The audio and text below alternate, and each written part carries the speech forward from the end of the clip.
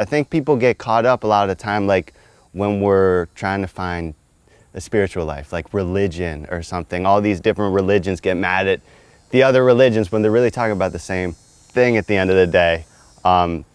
Just the approach might be different. So that's kind of what we're talking about here with gardening. We're all trying to do the same thing, so how can we learn from each other? Hey, what's up guys, it's Farmer Jack, and today I wanted to talk about raised bed gardening. I think it has a bad name, it's got a bad rep for whatever reason. I wanted to make a video to help maybe people understand why it could be a benefit and really great and bring a lot of abundance to your world. So here we go. The other day I had this really sweet lady who came out, and we've been connecting a lot recently. She's local and she's starting to help people build food for us, which is amazing. We need so many people to do it. And I think there's a place for food forests, for raised beds, for in-ground farms with perimeters and the whole setup, for pollinator gardens, for bamboo, for all sorts of cool plants and types of plants. I think people get caught up a lot of the time, like when we're trying to find a spiritual life, like religion or something. All these different religions get mad at the other religions when they're really talking about the same thing at the end of the day. Just the approach might be different. So that's kind of what we're talking about here with gardening. We're all trying to do the same thing, so how can we learn from each other?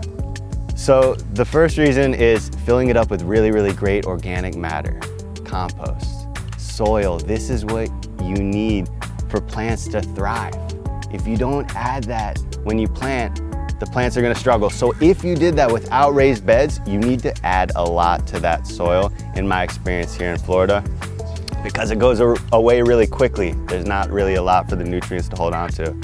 So when you make that box, that frame, it kind of makes a little happy soil haven right away for you to plant in and have really great results. A lot of people say, oh, well yeah, you could just foliar spray, it doesn't matter. You just plant and foliar spray right in the sand. That's cool, but not a lot of us can, want to spray twice a day and are into it, like geeked out like that, which is cool. So if you start with really great soil and a raised bed, you're gonna have great success. You probably won't have to fertilize for a long time. And that's hands-off gardening if I've ever seen it. So second reason, I would say is it's raised up, so great drainage. And it stays out of the way from rabbits. If you've ever planted in just the ground right here, sweet potatoes, the rabbits are gonna eat it all. And if they haven't eaten it in a couple weeks, you're gonna mow the grass and all that food for the rabbits, they're gonna come eat your sweet potatoes. So yeah, it works for keeping rabbits out, but it doesn't work for iguanas. Really, they'll climb right up into it, but they'll climb anything. So you're gonna have to figure out a perimeter or some sort of way to keeping them out. But that's the main thing, they're raised up. I've literally worked on farms out, like a farm out in Loxahatchee. I remember after Hurricane Irma, it was a huge flood. There was a bunch of root rot. All the rosemary died, all this lemongrass, they all died because it wasn't raised up and elevated out of these flood zones. So the raised beds will do that for you. You won't even have to sweat it. The third reason, I think this is a great reason, is maintenance. It's really like, unless you plant it right in sod or something, there's not gonna be a lot of weeds in there. Even if you're weed whacking around it, it's hard for kind of weed seeds to get up in there for the most part.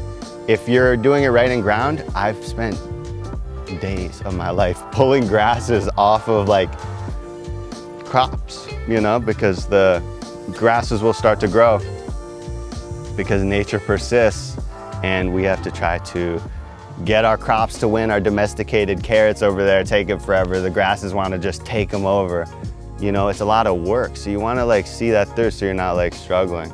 I've worked on these, they were organic farms, and they sprayed around their perimeter, and it just didn't make sense to me. It's like, you don't even want to have that thought, right? So by lifting it up and really making a barrier, you can have a really organic, awesome growing space for you and your fam.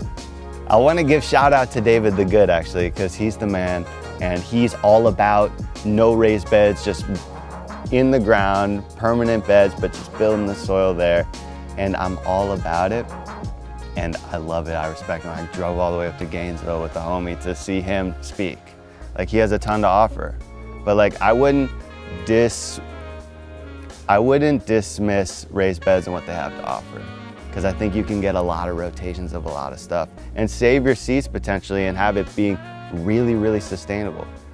Having compost and building soil on site, not needing, you know, other inputs, like it could happen with raised beds, I really think, with a lot of innovation and, you know, observation, really.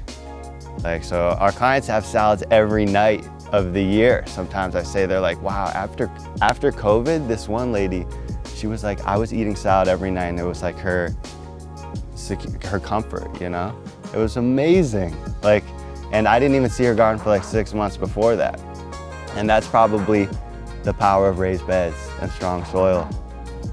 So anyways, I think there's a lot to offer with these. Yeah, I hope you guys learned a thing or two. If you have any comments or questions or curiosities or opinions or whatever you want, put them in the comments below. I would love to hear them. And I would love to see what you guys are doing and what's working for you guys. So anyways, I'll see you next time. Peace.